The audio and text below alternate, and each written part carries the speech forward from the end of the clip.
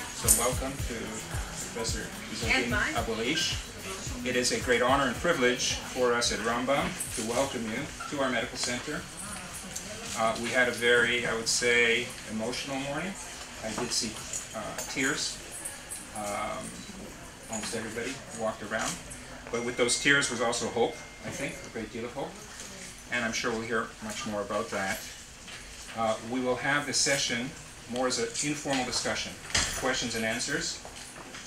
I thank Professor Bayar and Lehanala for giving me the opportunity to chair and moderate, and I will take the opportunity to ask the first questions, but then open it up and we have a microphone and we'll have the microphone go around. But first I'd like to introduce Professor Abuelaish, although you probably don't need to introduce him because you all know him. We've known him for many years. You can see from all the tabs in the book. I read his book probably as many times, I Shall Not Hate. It's been translated to 22 different languages. It's been read by tens of thousands of people, I think, and it's really an international bestseller.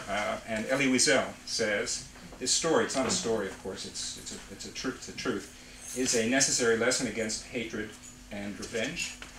And the book, which I strongly recommend, is dedicated to the memory, I'm reading from your dedication, of my parents, my mother, Dalal, my father, Mohammed, to the memory of my wife, Nadia, my daughters, Bisan, Mayar, Aya, and my niece, Noor. Children everywhere, their only weapons are love and hope. So now let me formally introduce Professor Abuelaish. Our connection, besides what everyone else knows about his history, comes through overlapping institutional common colleagues at the University of Toronto, where Dr. Abuelaish is now on the faculty. So he was born and raised in Gaza, and as far as previous education, he's an MBB, CH graduate of Cairo University, then did advanced training in obstetrics and gynecology at multiple institutions in Saudi Arabia, at King's College in London, and at Soroka, and then has an advanced degree in MPH degree from Harvard University in Boston in 2004. He's held multiple positions also in various institutions, including appointments at Israeli institutions, visiting professorships in South Africa, and most recently, I won't go through them all, at the University of Toronto, where he is the Michael and Amira Dan professor at the University of Toronto School of Public Health. Professor Abuelaish has been very, very active in his areas of interest, with numerous awards and recognitions for his work, which we'll talk about as the main subject of our discussion today. I can only name a few. Many honorary doctorates from McMaster University, many different universities. He's been nominated 3 times consecutively for the Nobel Peace Prize. He has won numerous recognitions and prizes, including the Mahatma Gandhi Peace Prize. And there's so many, I don't want to spend the whole time just introducing all these distinctions. He has lectured, chaired many sessions, and the main areas of interest, as we know, are in trying to understand the genesis of hatred, trying to promote peace as a precursor for health and well-being, and promoting and facilitating the education of girls and women. He is trained as an obstetrician and gynecologist with a special interest in fertility. We spoke about cases and so forth, and this has taken him to countries of conflict, including our region here, Egypt, Uganda, Yemen, Afghanistan, Saudi Arabia, and he's lectured on these topics, and very importantly, founded the Daughters for Life Foundation, which we're going to hear about, which is a Canadian charity, not-for-profit, which we'll hear, because I'm going to ask Professor Abuelaish to discuss this. Its main purpose to promote the education of girls and young women from the Middle East, to give them opportunities, and this is very, very important to us. He is a very well-known teacher. Teaching is a passion for Professor Abuelaish. He's taught graduate courses such as health, an engine for the journey to peace, women's health in countries of conflict, and international perspectives on health services management. And these are all courses that he has given at the University of Toronto and other universities around the world. So I'm not going to go on for a very long time with the introduction, but I think many people would like to hear directly from Professor Abuelaish and ask him questions and hear answers. So I'm going to start with a series of questions. Again, we'll go back and forth between Hebrew and English if that's okay. So I'm going to ask the following. I'll try to formulate it in English and then translate to Hebrew, and then ask Professor Abuelaish to come up to the podium and address these questions.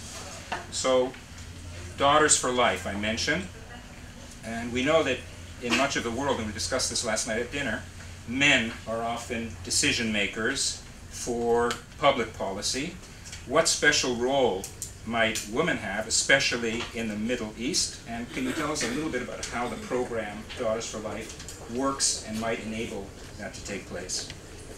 Another question is, you have developed a model, Professor Abuelaish, of hatred as a medical problem, basically trying to address hatred as something which could be addressed, because we're physicians, we have a special kind of, and nurses and other allied health professionals, a special way of viewing the world, and you have tried to look at hatred as a medical problem to be addressed with those tools. So I wonder if you might be able to comment on that. Is it possible to take what we know as health professionals to other walks of life, to law, to other professions, or is it something that is in the domain only of the health professions? And finally, we live in a part of the world where religious leaders and religion has a very important role.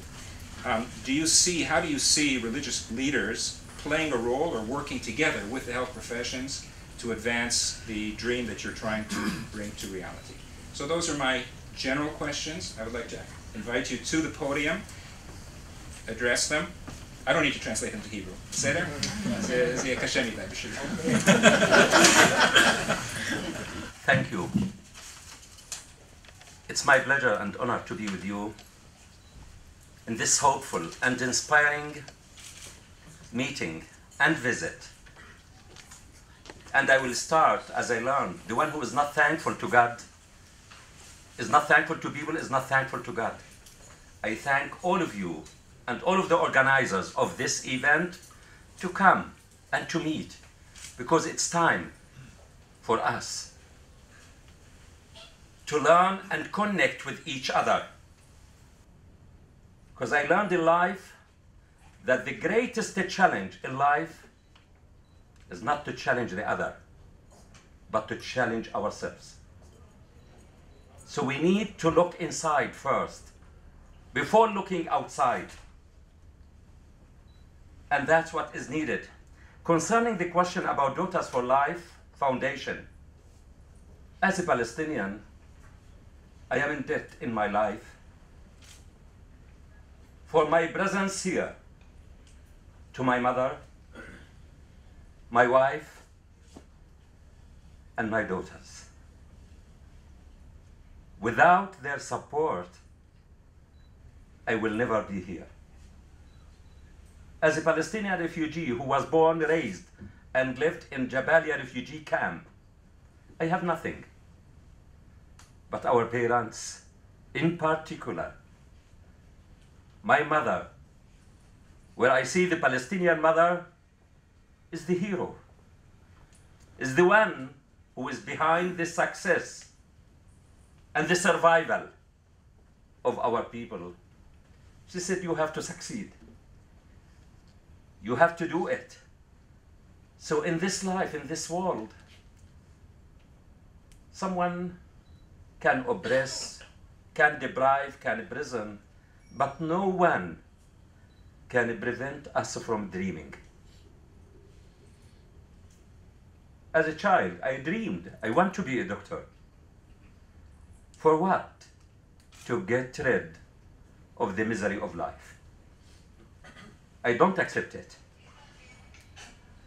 And that's the hope. I have to take responsibility, not to blame. What can I do to change the context of my life?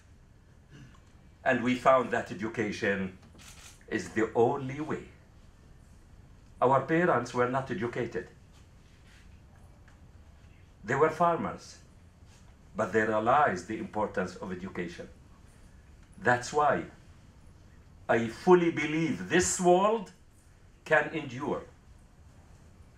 And establishing and building a free, sustainable, healthy, peaceful community is the function of education and women's role. So if we want to endure this world, it's time to invest in women's education and to give the women, they don't need the rights. They need just the means, and to give them the opportunity to practice the right role they deserve. Because even in Quran, I read it. In one of the ayahs of Quran, O mankind, you were created from Adam and Eve. Both of them. We are in this world to complement each other, to support each other, not to compete. This world is not going to be built on one side. It's the most efficient and effective means to make the change in this world. It's investment in education.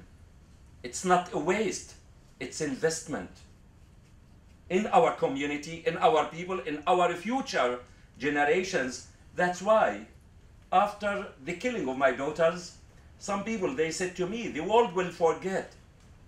I said, if the world is going to forget, but I will never forget my daughters. And what can I do to prove that this tragedy was invested for good?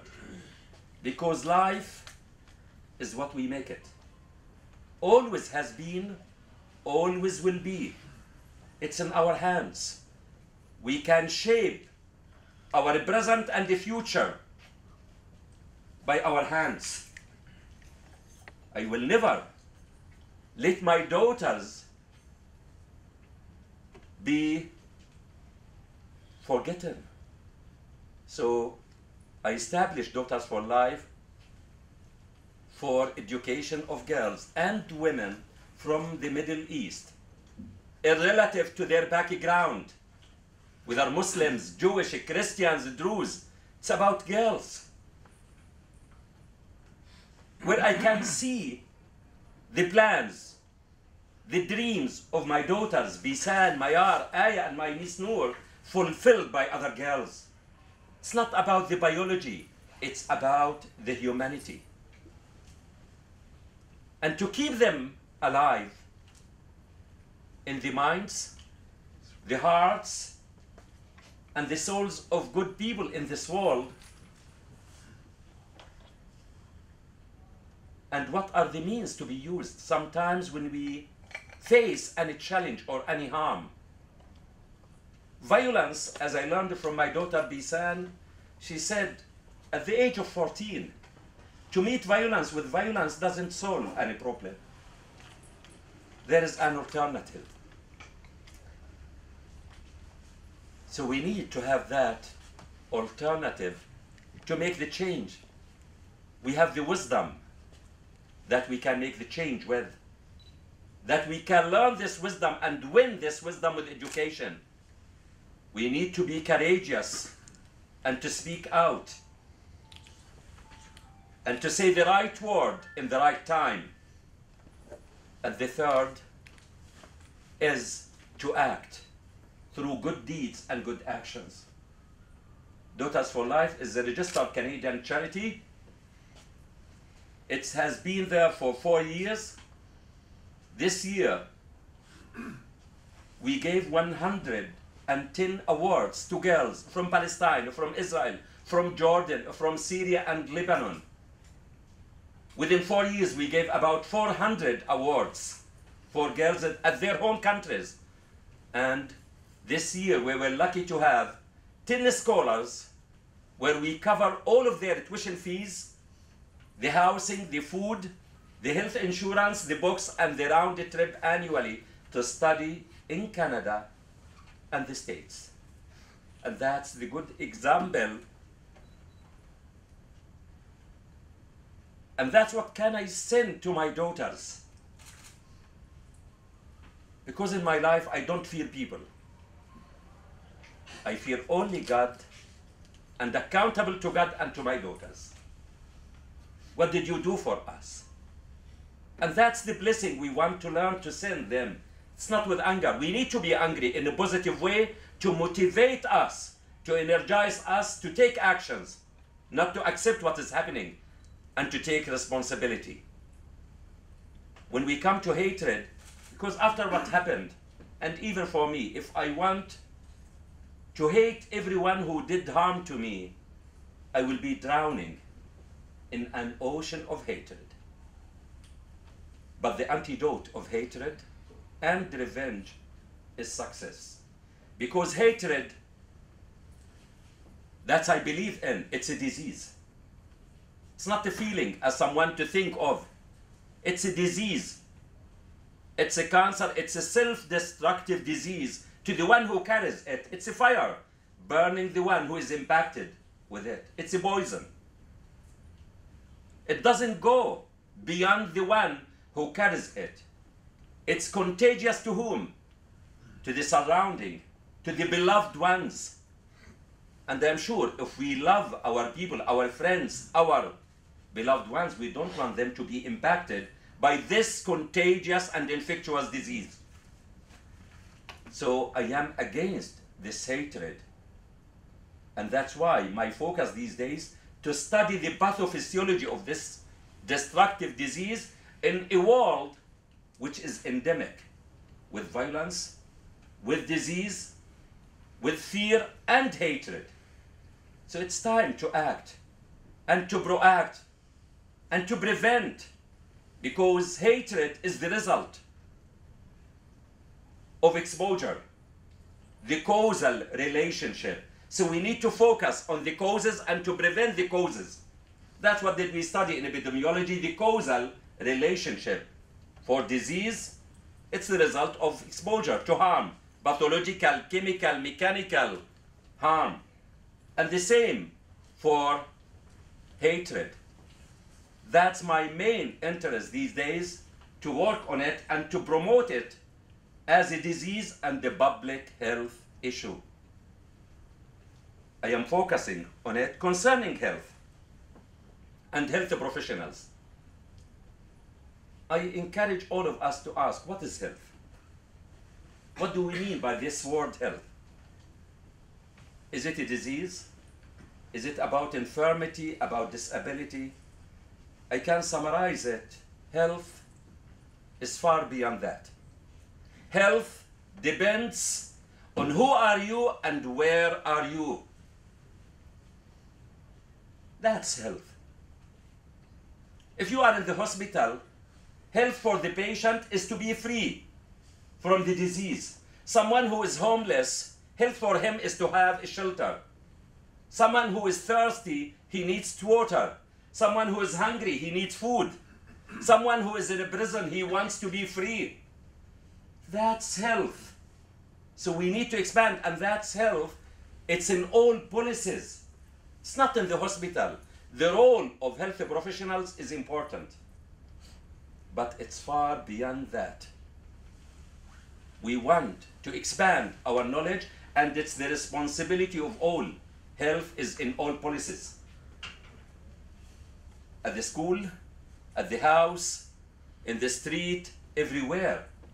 So we need all of us to come together. I fully believe health is a joint project, and it's the responsibility of all the people to come together to have a healthy community, a healthy society. Health means equality.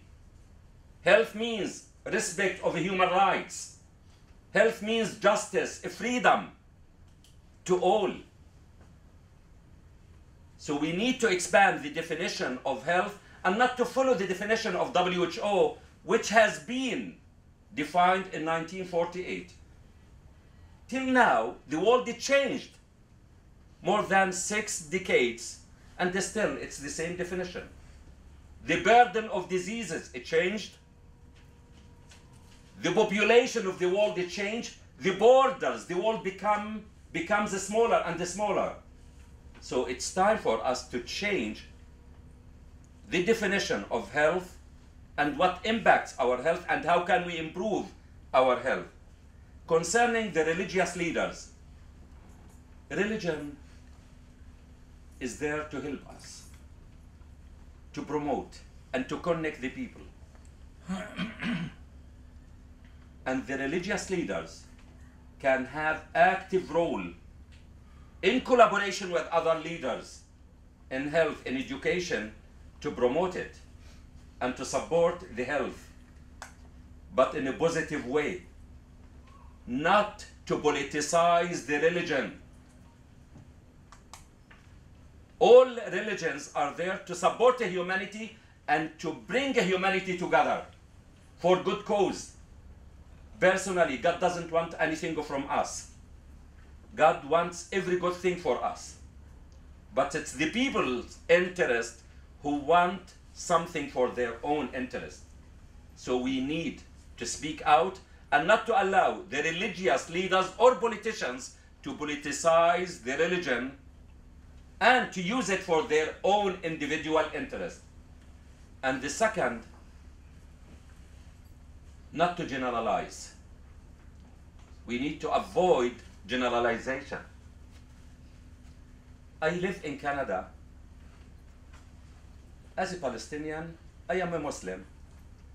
If I made a mistake, I am accountable to that mistake. But why to say Izzeldin, the Palestinian, the Muslim, the father of Dalal, Shada, the friend of this and that? Why? Say Izzeldin Abuelaish is the one who is accountable to it. What is the relation of Islam or Judaism to someone who is Jewish, or a Christianity to someone who is a Christian? I did the mistake, I made it as Izzeldin. It's not related to religion. This means there is bad intention, and we must avoid that, not to link the acts of the people to the religion or the name of the religion. There are people who are using and misusing the religion, and we should avoid that and judge it. It's time for the religious leaders to do their message and their part in a human way, in a good way, in a collaborative way between the three religions that I believe in all: Christianity, Judaism, and Islam. And if they used it in the right way, it can pave the way in front of the politicians and the people to have an easy life and less suffering in our world. Thank you. Okay, so please have a seat, and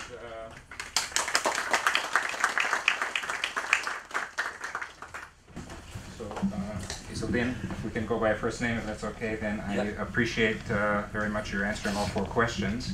And I would like, as you requested, I would like to give the opportunity for the audience in Hebrew or English. Professor Abu-Al'Ish understands Hebrew better than I do, to ask either whatever is more comfortable. Okay? And we have a microphone, and maybe I can get some help passing the microphone around. Ron,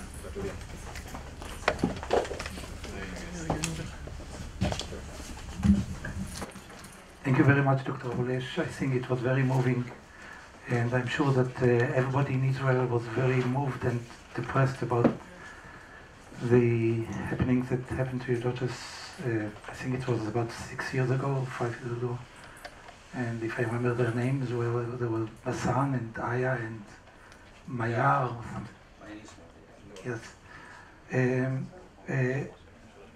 My condolences. My questions are actually two.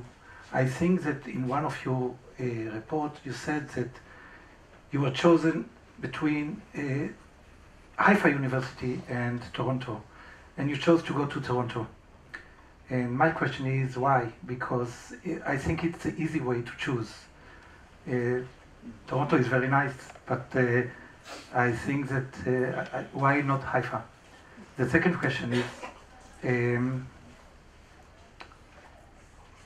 if you think that you can stand like you are standing right now in Haifa, in a hospital in Gaza or in Bir Zayt University and say the same thing? And if not, when do you think that you can do that? Thank you. I went to Toronto. I have, after my wife passed away, 4 months before my daughters were killed. My wife passed away 16th of September 2008. And I thought, I was working at Tel Hashomer Hospital. I used to come Sunday morning and to leave Thursday. The children are my life. And they give me life. And I fully believe mothers are the main pillars inside any community and house. And the orphan is not the one who loses the father.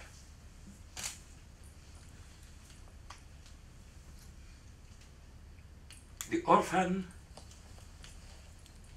is the one who loses the mother. The mother is the incubator. I said I used to travel everywhere, and my wife's support was vital. I can't do it without her support. And this is one of the messages I want you. I don't like to say tomorrow, after what I experienced in life. If I want, I do it today. Because tomorrow I don't know what will happen. Even for me as a Palestinian, I don't know what will happen tomorrow. Now it's in my hand, but tomorrow is not. So I can say to you, don't say tomorrow. If you can do it today, do it today. Spend as much as you can of your time with the people you love. Kiss them, hug them, be close to them. These moments, you don't know if they will come back or not in this crazy world. So at that time I said, I want to be with my children and to find a place. So I sent my CV to some places. I received one from Haifa, one from Harvard, and one from U of T. It was early December 2008. I discussed it with my children. They said, let us go to Canada to be away from this crazy environment and to relax at least. And then the war erupted, 27th of December. The tragedy happened, and then I said, I'm not going to leave. I have to be here. But I went to Canada. I made many mistakes in life. But one of my wisest decisions when I decided to go to Toronto. It's very social, very friendly, and they have a good health system and educational system. Because now I am devoting my life for my children.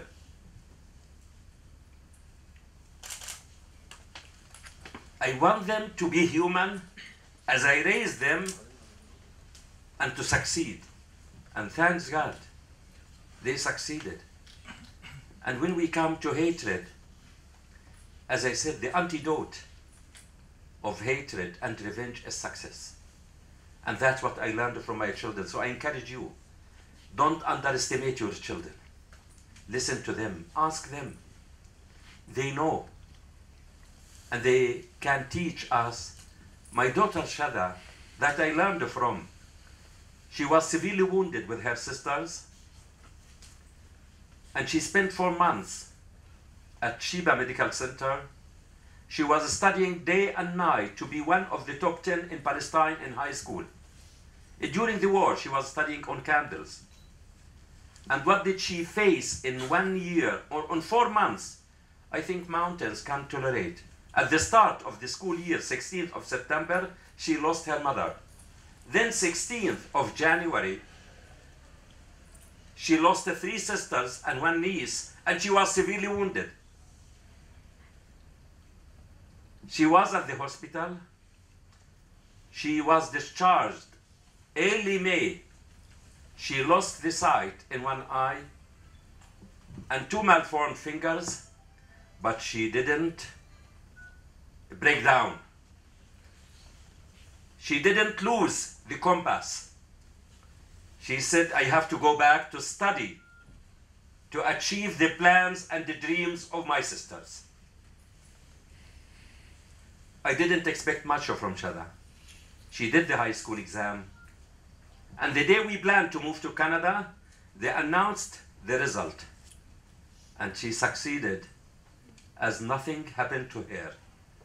She succeeded in the high school 96%, and she graduated 15th of June 2015 from the School of Engineering at the University of Toronto.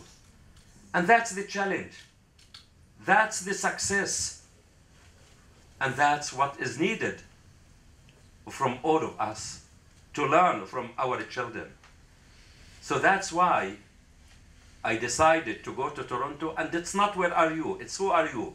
I am there in Toronto, I am Palestinian, I enjoy my life, I am so satisfied in that great country which gave me hope in this world. And to help from Canada. The second question? If you could do the same message. Oh, of course, I will tell you, I would love to invite you. I was last week at Berzet University. If you believe in something, as I said it before, I don't fear anyone. First of all, you need to be honest with yourself. Before being honest with others, I believe in what do I say. I am confident in it.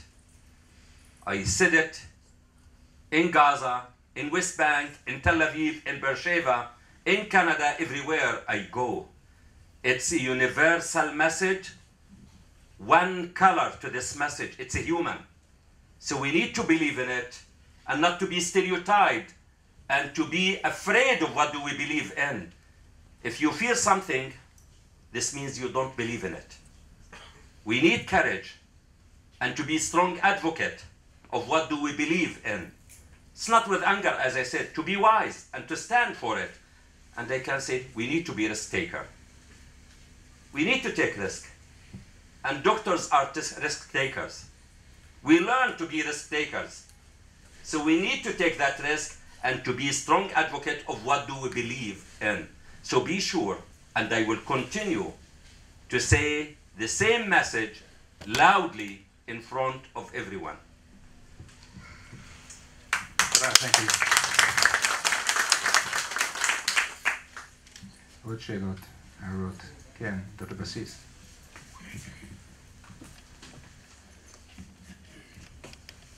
Maybe I will speak in 3 languages. Elia Abu Madr,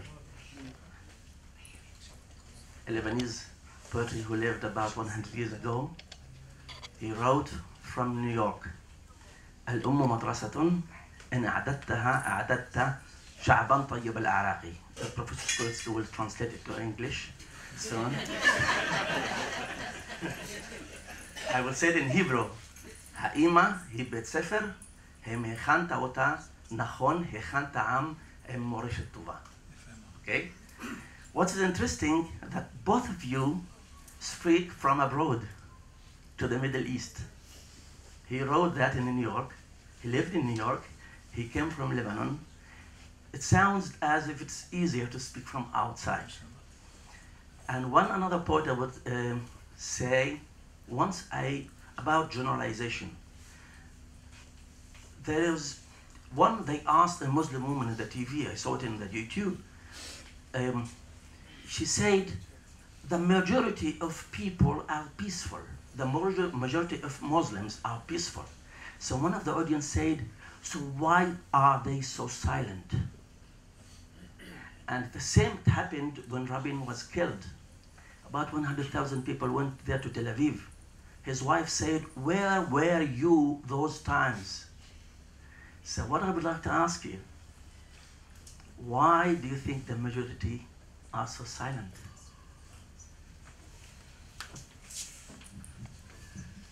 You mentioned Ili Abu Madi, who was in New York. He lived there. I am not outside. I am inside. The wound is there. The pain is there. I can say to everyone, I am Palestinian. Some people in this world, they have homes. They have countries. They have homes they live in. They have countries, they carry their citizenship. For me, I can say to you, I am Palestinian. For me, Palestine is inside me. And my home moves with me everywhere, and my humanity takes me everywhere. It's not, as I said, where are you? It's who are you? And this world is smaller and becomes small. Today I am here, I can be tomorrow in Toronto. The other day I can go to everywhere. So it's small, it's not the place which determines what do you carry inside your heart and in your mind. So we need to get rid of these distances. These distances are artificial, psychological. They have no place in my mind. The second, concerning the majority, what makes the evil to flourish in this world is good people to do nothing. Why? Because they think they are far from risk. They are free, they are living away. But I remind them, no one is far from risk. We need to proact and to prevent. As in medicine, why do we proact and prevent any infectious disease outside? It's not we are doing them a favor, because we are under risk of spread of the infection. And to remind many of you of the saying of Martin Niemöller, the German Protestant theologist at the times of the Nazis. He said they came first. They came first for the communists, and I didn't speak out because I wasn't a communist. Then they came for the trade unionists, and I didn't speak out because I wasn't a trade unionist. Then they came for the Jews, and I didn't speak out because I wasn't a Jew. Then they came for the Catholic, and I didn't speak out because I wasn't a Catholic, I was a Protestant. Then they came for me. Sadly, by that time no one was left to speak out to. So it's our responsibility. We need to speak out, to proact. As I said, in this world, we all live and ride one boat, and all of us are under risk. And any harm to this boat, all of us will pay the price of it. So we need to proact and to speak out and to prevent, not to manage the cases. Thank you very much. Other Professor Brenner.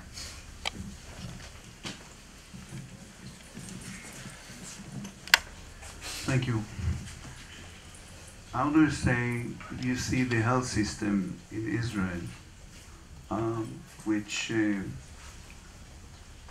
helped your wounded daughters? And this morning we heard about the Israeli delegation to Nepal after the earthquake, what they did there.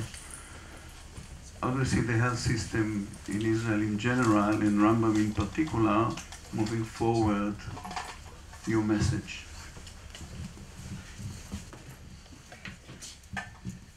The health system in Israel, I can say to you, you need to be proud of it, and you have to be proud of it. I worked in the States, I live in Canada, in many other countries. It's one of the unique and most advanced health systems. In the States, I consider it's not a health system in comparison to Israel. Even in Canada, it's a public health system. The quality of care is highly advanced, but it's not equal to what do you have here, the benefits. So I hope the public, because everything is relative and you need to compare. the public to acknowledge what they have. Till they go outside and to see what is going on there, so they will say, thank God, we have one of the best functioning, highly qualified doctors with high quality. That's the Israeli system. So concerning Rambam also, it gave me hope that what can we do to use the health system and to use the health. As I said, because I believe health can be an engine for the journey to peace, because peace is not the destination, as someone to think, or is a bridge, because the bridge is between two destinations.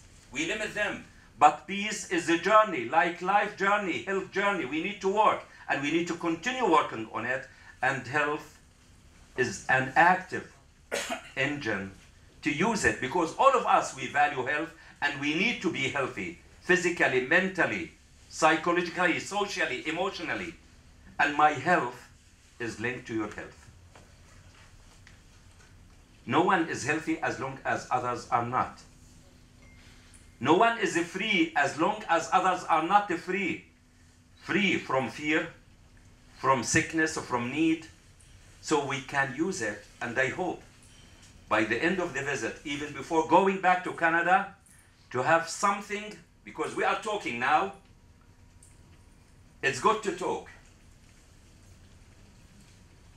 But these words, if we translated in them into actions, that's the main goal of my visit and our gathering here. The patient is not in need of words. The patient is coming for what? To be cured, to be healed, to get a prescription by the end of the day, to be healed. But every now, the patient to come and to have some words, by the end of the day, he will be disappointed, frustrated, and not to come anymore. So I hope by the end of the day to translate this visit, to give a role model, a partnership in a new creative way, and to learn the lessons of the past, and what can we do to use this vital, unique opportunity to promote more understanding among people. And Rambam is unique in it. Rambam, I have seen some centers, they are the first in many specialties. Why not to be the first in leading and partnership with Daughters for Life in this new initiative and a new campaign? Thank you very much. Professor BR. Well, thank you very much, Izzeldin, for your visit here, for your words, for your wisdom, for your guidance. And I think you've seen Rambam throughout the day. You know, our vision has been medicine as a way of life, as a way of peace, as a way of living together, as a way of combating disease all the time, and that's what we do all the time. And I think that we've all share here, and I can speak for the staff here, we share the same feeling that we value life, and I think that medicine and education are guidance to the world, and we value tremendously the value of education. And we have here among the audience people that come here and get education here in medicine, in nursing, from our neighbors, from the Palestinian Authority, from farther places, sometimes from the Far East, from the South America, from many places. And I agree with you. Your notice is that most of the education, people who come here to be educated, are for some reason men. I mean, the majority of those who come seek education from farther places, although if I go around the world, it's not always like that. And I think that the initiative that you suggested to really focus on education, on women, is the right step to be taken at this place. I think, and I think it's, we take the glove, we will take the glove and establish a partnership in that issue. I think we'll create ways that will make, even for women who come here alone, or with a child, or with a family, to come and get educated here, we'll open the doors, we'll find ways to do it. As you know, this is done under the umbrella of the Sanford and John Weil Israeli-Palestinian Center, Friendship Center. And the idea is, again, for that center would be to help not only the patients who come here and seek medical health, is to help even the families to adapt to that and to adjust to that. And I think that it all connects all together in the mission that we are committed to. I mean, this is a mission that we are committed to, and I think that this will open doors, and it's a new way, and I completely endorse that. And I thank you for being with us again, and I think that's the way to move forward.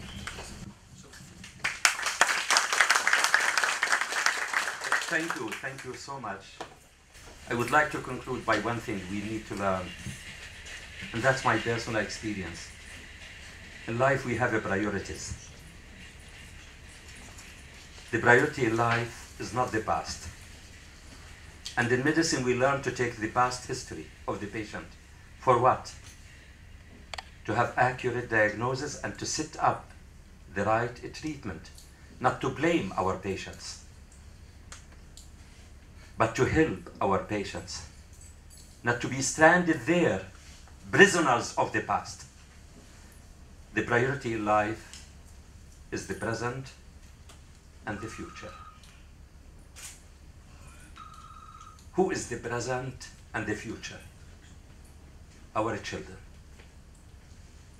We are accountable to them. All of us. I am sure we love them. I ask all of you, what legacy do you want to inherit your children?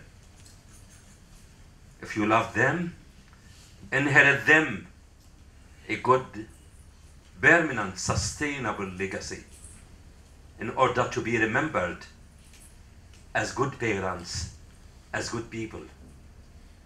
And for you as health professionals, doctors, nurses, everyone in this hospital, I came because I believe, and I am one of you. I believe in what are you doing and in you. So for you, have faith. Keep doing it. Have confidence. Have hope. Because we are the only one who will never lose hope. And we are here giving hope and spreading hope in this world. We will never lose hope as long as the patient is still alive. And the hope is in tomorrow, in the new doctors, in the research, in the activities we are doing. But faith and hope, they need actions. And we need all of us to come together. One can't do everything. The Director General can't manage the hospital alone. Each of us can do something. Let all of us come together to do our part, to make our small world, the hospital, the community, and then to expand outside and to make the world the one we want for us and for others. Thank you, and I am sure this is a start, and we will continue to work together and to meet in hopeful occasions. Thank you. תודה לפרופסור אבו-אלעיש. אני רוצה להזמין את פרופסור וייל, invite Professor Vieira to confer onto Professor Abuelaish our Magen, our award. Well, this is the traditional custom that we have here. Rambam Healthcare Campus to Professor Izzeldin Abuelaish, Dalla Lana School of Public Health, University of Toronto, in gratitude for the special seminar, Medicine and Health as a Catalyst for Peace, by me and Professor Skorecki, on July 21, 2015.